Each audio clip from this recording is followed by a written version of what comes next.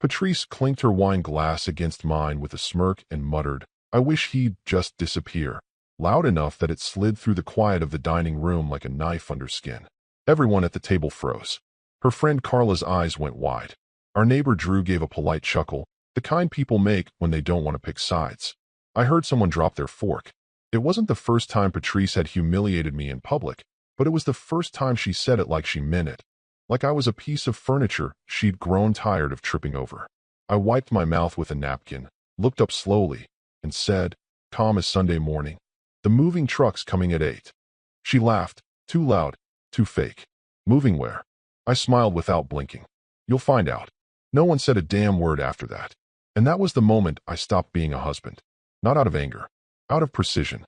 I finished my wine, helped clear the plates like the trained golden retriever I'd been for decades, then excused myself. In the soft glow of the study lamp, I opened the laptop I kept locked in the old toolbox under the sink, hidden in plain sight. I logged into our joint accounts. One click, another, confirm. Boom. I was gone. Financially, legally, almost surgically. It felt clean. I didn't leave with drama. I didn't sleep in the guest room. I didn't even take a suitcase. I just sat in the dark living room, watching the ceiling fan spin, listening to the ticking clock Patrice insisted on keeping even though it never kept time. And I realized, this wasn't revenge. This was freedom from theater. No more stage makeup.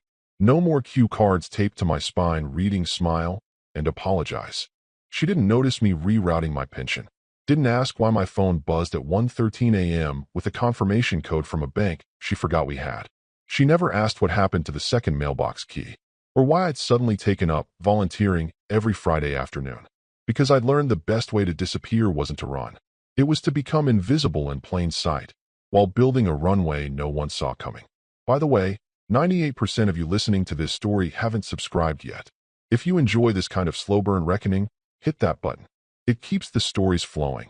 And, believe me, what's coming next deserves your full attention. That night, I visited a storage unit I hadn't opened since 2009.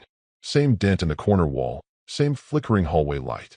I walked past the dusty mountain of boxes labeled M's college crap and unlocked the false wall I'd installed years ago when Patrice thought I was going through a phase of woodwork therapy. Behind it, one metal briefcase, untouched. Inside it, copies of deeds, financial statements, a set of notarized affidavits, and a prepaid debit card with enough to disappear for a year, no questions asked. Funny thing is, I didn't want to run. I just wanted her to see what it felt like to talk into a room and get no echo back. I wanted her to stand in her little queendom, wine glass in hand, and realize the crown was paper and the throne was folding metal. So when I came home at 3:17 a.m., and she was passed out with an empty bottle on her chest, I tucked the blankets around her shoulders like always, turned off the TV, picked up the half-eaten pie she left out, and smiled. She got her wish. She just didn't realize the disappearing act had already started. The morning after the dinner, Patrice was still drooling on the pillow when I backed out of the driveway at 6:03 a.m. She wouldn't notice my absence. Hell, she hadn't noticed my presence in years. The coffee was still warm in the thermos by the time I pulled off the highway, 2 towns east, into a neighborhood so forgettable even the GPS hesitated. Wexley Heights, a development built in the 80s, sandwiched between an abandoned grocery store and a shuttered bait shop. Nobody paid attention to it, and that's precisely why I kept the duplex here in my name and never said a word. My uncle left it to me in '08. Patrice was too busy planning our second New Beginning cruise to care what mail I was getting from the county registrar. The building stood like it always had, dull beige siding, green mailbox rusting just enough to look ugly, not enough to be replaced. But it was mine, untouched by her reach. The windows stared back at me like old friends who knew not to ask questions. Inside, it smelled of dust, plastic, and the faint trace of someone else's bad taste in wallpaper. I ran my fingers along the edge of the banister, solid wood, still no give. The pipes groaned like arthritic knees when I ran the tap, but the water came out clean. That's more than I could say about the lies in my house back home. I spent 40 minutes walking room to room. Not planning, not imagining, just confirming. This wasn't a fantasy. This was logistics. At 8 o'clock sharp, Roy pulled up in a silver pickup, parked diagonally across both spaces like he had every right to disrupt symmetry. He hadn't changed. Same gray jacket. Same habit of chewing toothpicks like they were sentencing papers. He used to help guys like me back when transition was code for post-divorce rehab. Not this. Calculated vanishing. You sure? He asked, before even saying hello. I nodded. Been sure for a while. He popped the glove compartment and handed over the folder. The checklist was precise, typed in that mechanical font he liked. Vehicle title transfer. Revocable trust activation. Lease agreement signed, effective Monday. Primary residence reassignment. Insurance policies redirected. I initialed every line. No hesitation. Roy watched me like a man confirming gravity still works. Your guy still good for Monday? I asked. He nodded. Movers at 8. Cleaning crew at noon. Realtor steps in by Thursday. Everything else is timed to digital triggers. I handed him a flash drive, encrypted and neatly labeled.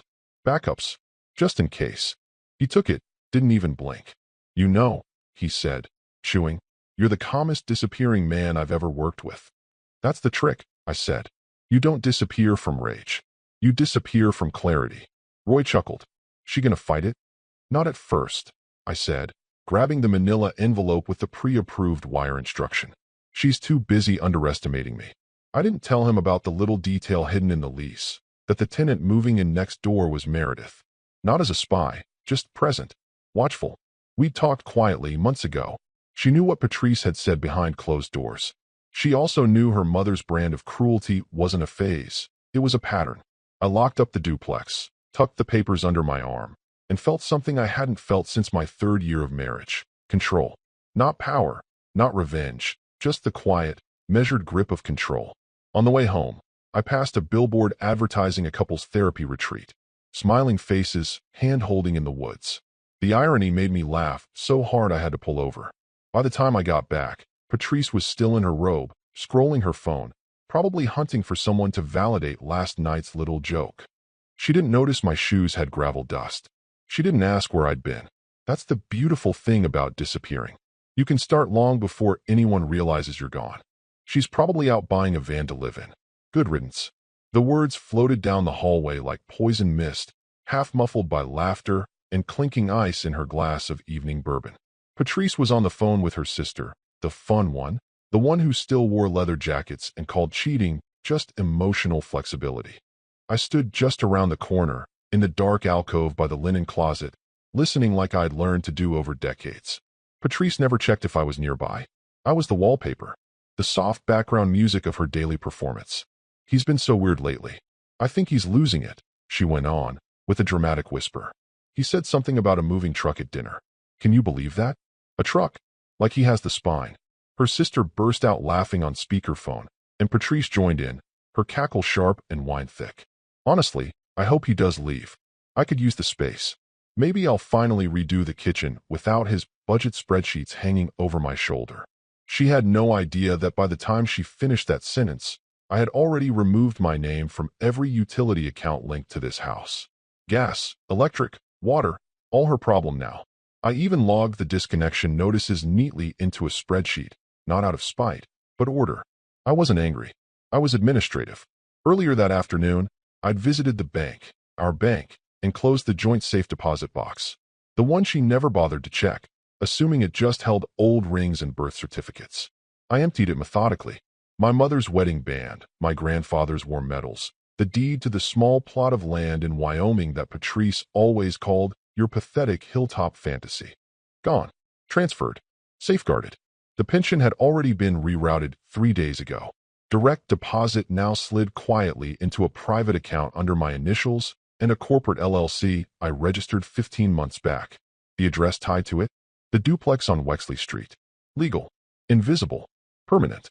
And still, she laughed, while she poured herself another drink and gossiped with her sister about how I probably can't even figure out how to use Craigslist. I was mapping the final pieces like a chessboard, move by move.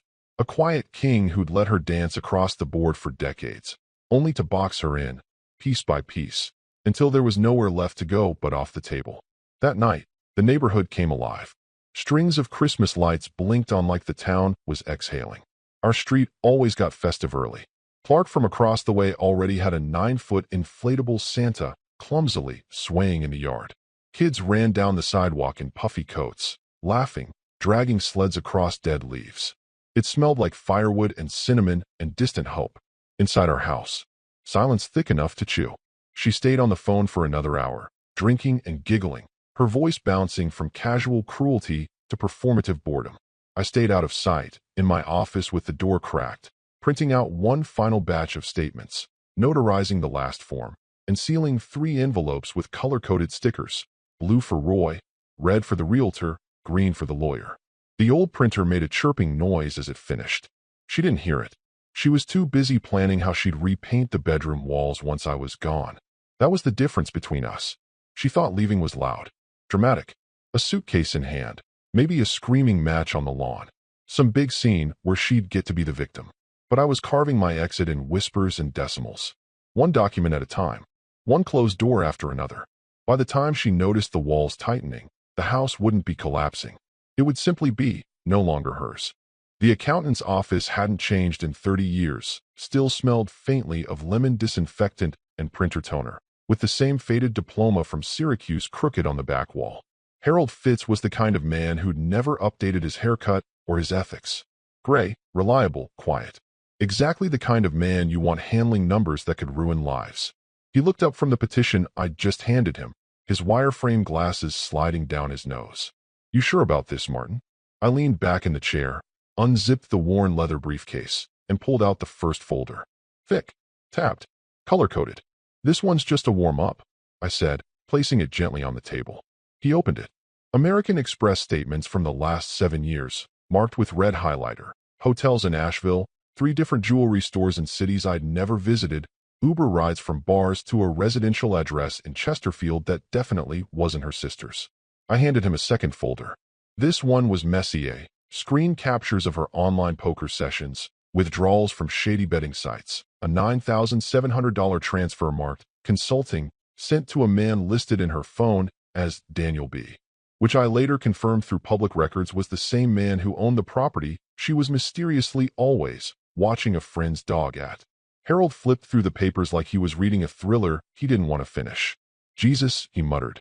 "Still want me to double-check the tax withholdings this quarter?" I asked deadpan. He exhaled sharply, leaned back, and gave me a long look. "You've been collecting this?" "For years," I said. "Why now?" "She finally gave me permission," I said. "At dinner. Told the whole table she wished I'd disappear." He didn't laugh.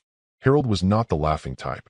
He nodded, once slow, then opened his drawer, pulled out the thicker petition paperwork, the kind that doesn't just remove names from deeds, but invokes non-disclosure statutes, fraud clauses, and precedent from that ugly case in Minnesota we used to joke about before it got too real. "You're filing under spousal financial abuse," he said. "Correct. You'll need to show the timeline aligns with joint funds being used without consent." I handed over the final folder. My notes. Receipts she didn't think I kept. Cross-reference timestamps from when I was logged into work across the country while her credit card pinged hotel room service 3 towns over. She didn't just spend without me, I said. She built a parallel life using our shared money. Lied about it. Mocked me while doing it. And she still doesn't know? I shook my head. She's too busy laughing with her sister. He looked down at the petition again, scribbled a note. "This won't be quick," he warned. "I don't need quick," I said. "I need precise." The room went quiet except for the low hum of the desktop PC. Harold adjusted his glasses, picked up the folders, and placed them into a locking cabinet beside the desk. This'll work," he said finally. "She's going to panic when she sees what's coming." "She's not going to see it," I said. "Not at first. That's the point." I stood, buttoned my coat, and shook his hand. "Next step is the black car." Harold blinked. "What black car?" I just smiled. "Thanks, Harold. Send the filings Monday. She thinks it's just another week." He nodded slowly, already back to his computer, typing into the client portal with the same quiet intensity he probably used to kill ants as a kid. Methodical, unmerciful, invisible. I left through the back door. I always used the back. Quiet. Predictable. Unlike what was about to happen next. Sunday morning arrived wearing a quiet tension, the kind that clings to the walls before a storm breaks. Patrice shuffled into the kitchen still in her robe, hair a frizzy halo of last night's neglect, mascara smudged into dark crescent moons beneath her eyes. The house was silent. Too silent. No clanking of dishes. No smell of bacon or coffee. Just the mechanical whir of the fridge and the faint hiss of the heating ducts. She barely noticed the missing second coffee mug. At 8:12 a.m., the black sedan pulled up. Matte black, not the cheap kind you rent, the kind that gets leased through quiet law firms and private consulting firms that don't advertise. It parked with surgical precision right in front of our driveway, engine humming low like a threat. Patrice watched through the blinds, brow furrowed, clutching her phone like a crucifix. She expected a delivery, maybe a neighbor, maybe someone from her ridiculous book club she never reads for. But the man who stepped out wasn't carrying muffins. He wore a charcoal suit, black gloves, no expression. His briefcase clicked open once. He pulled out a sealed folder. Thick, corner-tagged, professional. Walked to the door. The knock wasn't loud. Just final. She opened the door in her slippers, her robe tied haphazardly, still chewing whatever she found at the bottom of the cereal box. He didn't speak, just handed her the envelope with 2 fingers and walked away. She watched him go, blinking. Then, slowly, she tore the seal. The paper inside was crisp, formal, legal. Notice of termination of tenancy, effective immediately. Reassignment of property ownership in accordance with petition #48-112B. Vacate premises by 5 p.m. or be considered trespassing. Attached, signature pages, her own name on them. Inked months ago. She flipped through the pages like they were written in another language. Then again, and again. Then the scream. Martin, Martin, what the hell is this? Nothing. She ran through the house, slamming open doors like they owed her answers. The closet was half empty. My side. The drawers? Clean. Bathroom sink. No toothbrush. No razor. Kitchen counter? Keys. My car key fob. House key. Safety deposit box key. And a folded piece of thick stationery with my handwriting, printed neatly like I used to label my project folders. I heard you. Loud and clear. She stood in the middle of the kitchen, barefoot on cold tile, robe slipping off one shoulder, and read the note 3 more times as if it might change its meaning with repetition. She opened the garage. My car was gone. She called my cell. Disconnected. She ran upstairs, logged into our bank accounts. Access denied. By the time she sat down on the edge of the bed, my side now cold and missing the imprint she never noticed before, her hands were trembling so badly she dropped the sealed folder 3 times trying to get it back into the envelope. And still, no sound from the street. No cries of sympathy from the neighbors. No phone calls returned. Just that silent black car rolling off down the hill like it had never been there at all. She stared at the door, at the floor, at the keys, at the finality. She'd spent years mocking the idea of me leaving. Now she couldn't even find where the leaving began. The house wasn't burning. It wasn't being taken by a wrecking ball. It was simply no longer hers. And worse, there wasn't a single thing she could do about it. Patrice's fingers trembled as she redialed the 3rd number in a row. Straight to voicemail. Again. She tried our daughter next, Meredith. No answer. Then again. Then again. She left a frantic message on the 5th try, voice cracking. Meredith, your father's gone off the deep end. Please, call me. I don't know what's happening. She called my sister. My college friend. Even Clark, the neighbor she normally avoided unless she needed him to trim his hedges. Everyone had gone silent like someone hit mute on the entire town. She tossed the phone across the bed, missing the pillow and cracking it against the nightstand. It didn't matter.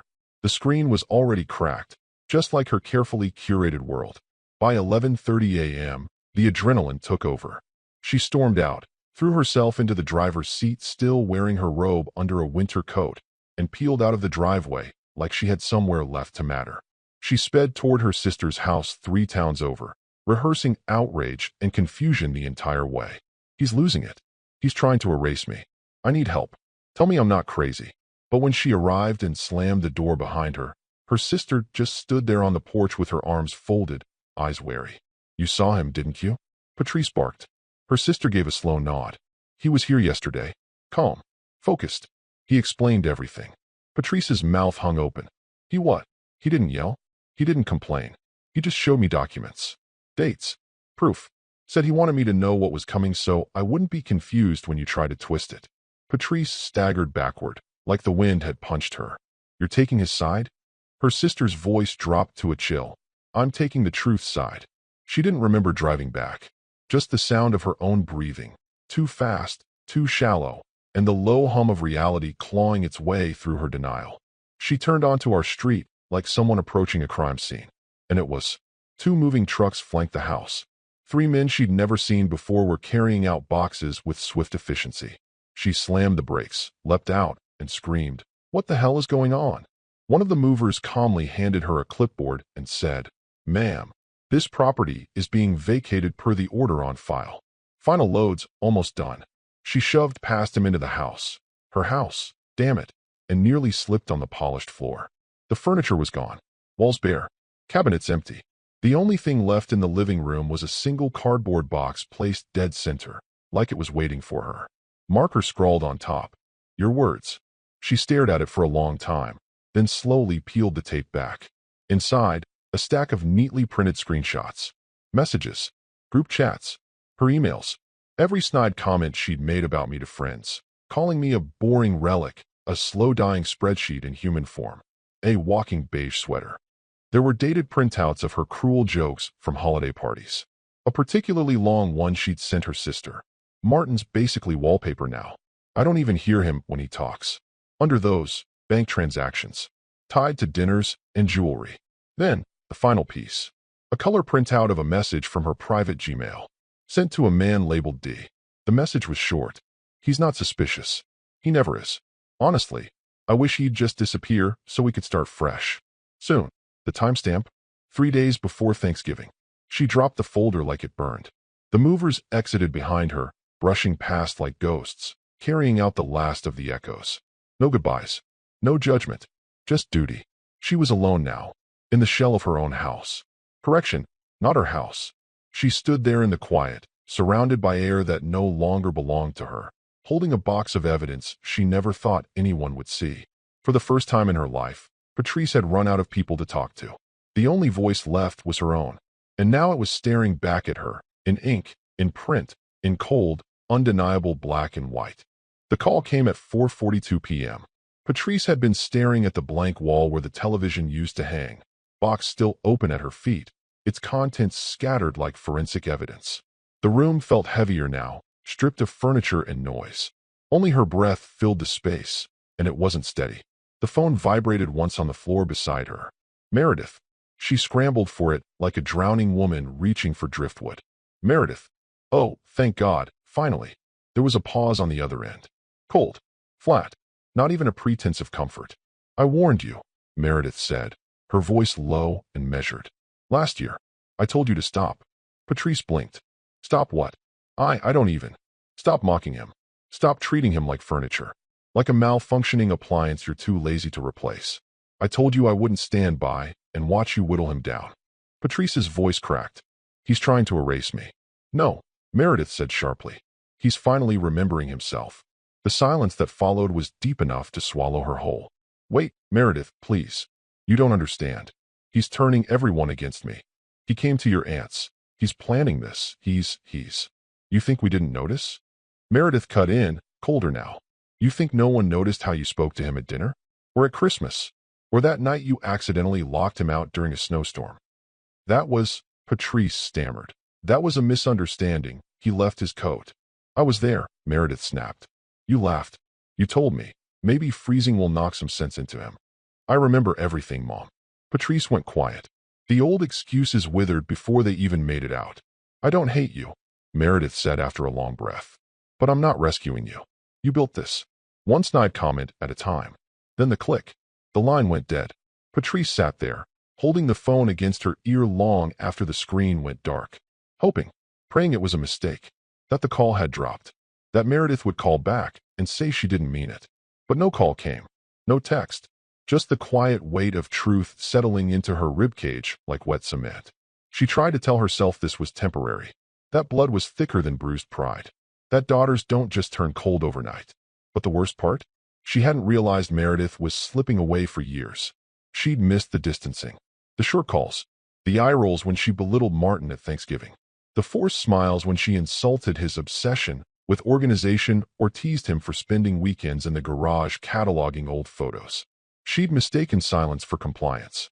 Now there was no hiding in it. Her daughter, their daughter, had chosen a side. And it wasn't hers.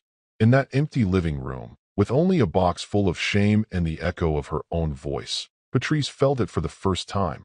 Not confusion, not outrage, but something rawer. Abandonment. Not the kind she inflicted, the kind she couldn't outrun. At 9:06 the next morning, Patrice's inbox pinged. The subject line read, "Secure link, from the office of Langford, Sharp and Moore LLP." For a moment, she stared at it, blinking through a film of exhaustion. Her hand hovered over the mouse like it might burn her. Her brain, still scrambled from the silence of the night before, tried to tell her this was a mistake. A billing error. Maybe spam.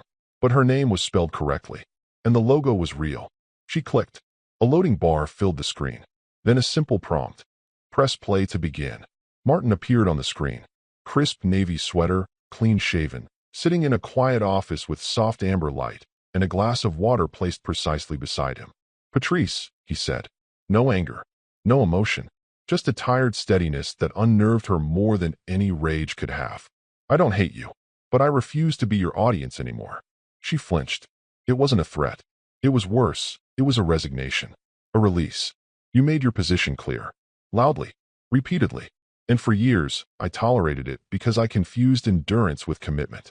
He looked directly into the camera. Her throat tightened. "But I've stopped tolerating. I've started reclaiming." The video cut to a new screen, a spreadsheet. Clean. Ruthlessly organized. Line by line. It detailed transfers. Funds moved into holding accounts. LLCs she'd never heard of. Trusts with names that sounded vaguely familiar, but now existed fully separate from her. Property reassigned. Deeds updated.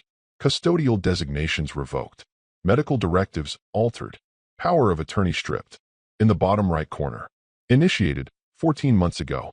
Completion 93%. Projected finalization 6 days.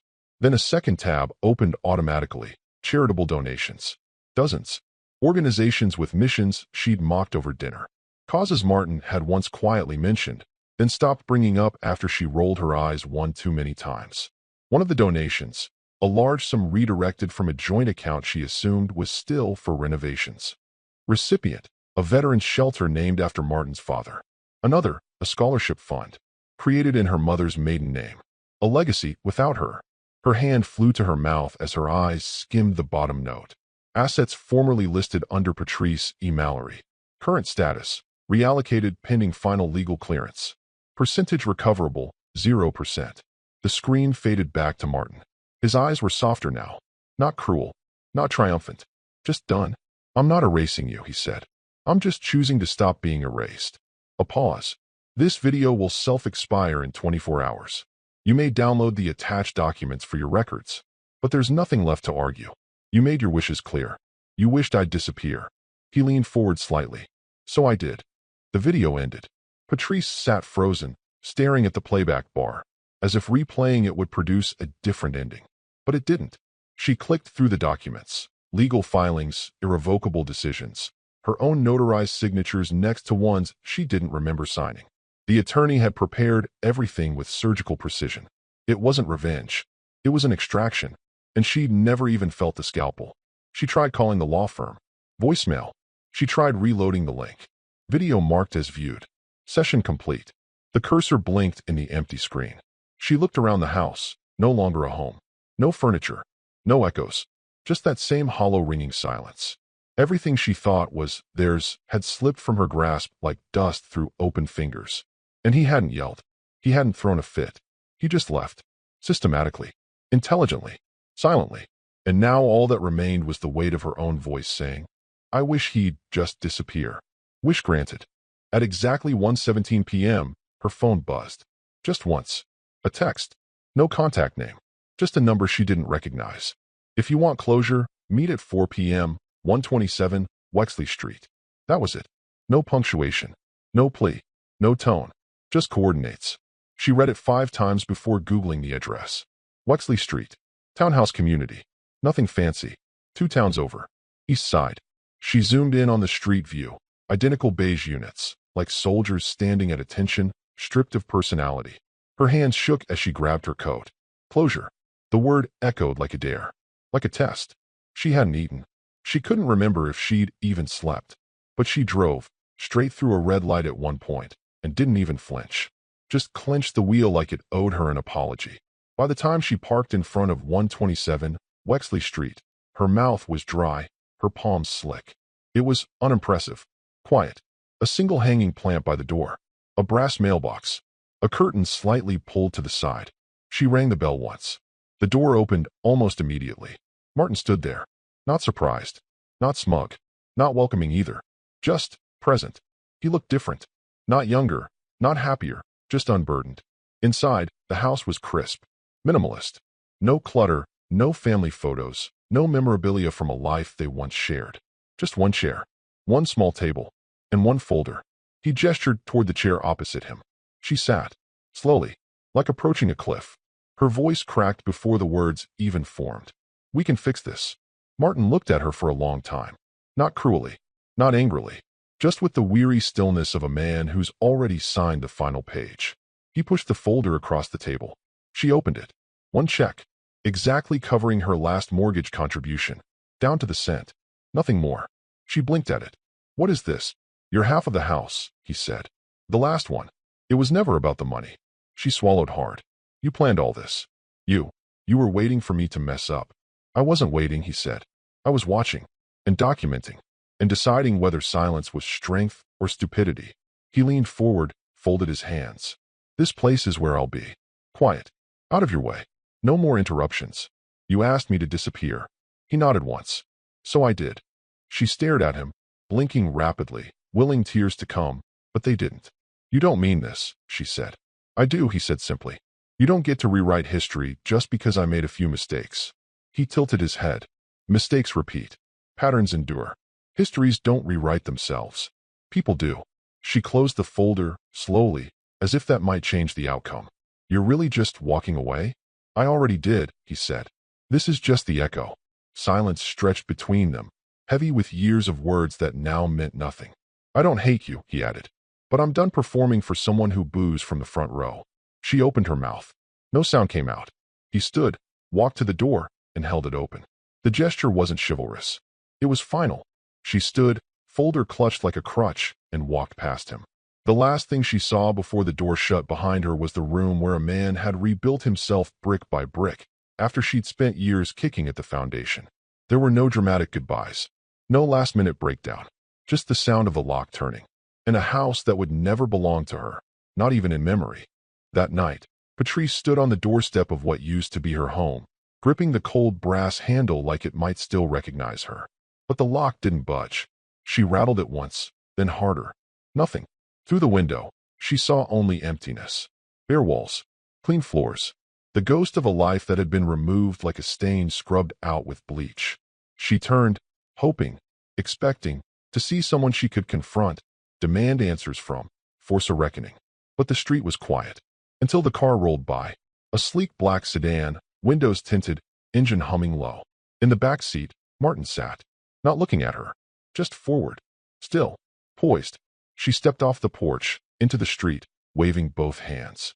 "Martin." Nothing. The car slowed, but didn't stop. His eyes met hers for a single, frozen second. Then the car pulled away, tires whispering over asphalt like a secret being kept. She stood in the middle of the road, robe fluttering in the wind, and finally understood what it meant to be on the outside of your own story. The next morning, the realtor arrived with a clipboard and 2 assistants. Patrice tried to explain, to assert, to protest. But the paperwork had no space for her name. Ownership had already changed hands. The new listing photo would be taken that afternoon. She wasn't a resident. She was clutter. She pushed open the side door, the one that had always stuck, and stepped into the kitchen one last time. It was spotless. Too clean. Like no one had ever argued here. Like no one had stood in this spot and said, "I wish he'd just disappear." On the counter, one last note. No envelope. Just a folded card with her name on the front. Inside, scrawled in that familiar, sharp handwriting. "You said you wished I'd disappear. You should have been more careful what you wished for." The paper trembled in her hand, but not from the wind. And just like that, the house she once ruled over with smirks and silence had become his final word. A vanishing act so complete it didn't even leave room for applause. Sometimes, the cruelest revenge isn't loud or vengeful. It's silence paired with total control. Martin didn't explode or punish. He simply stopped participating. And honestly, that might be the most powerful way to reclaim your dignity when someone's been erasing it piece by piece.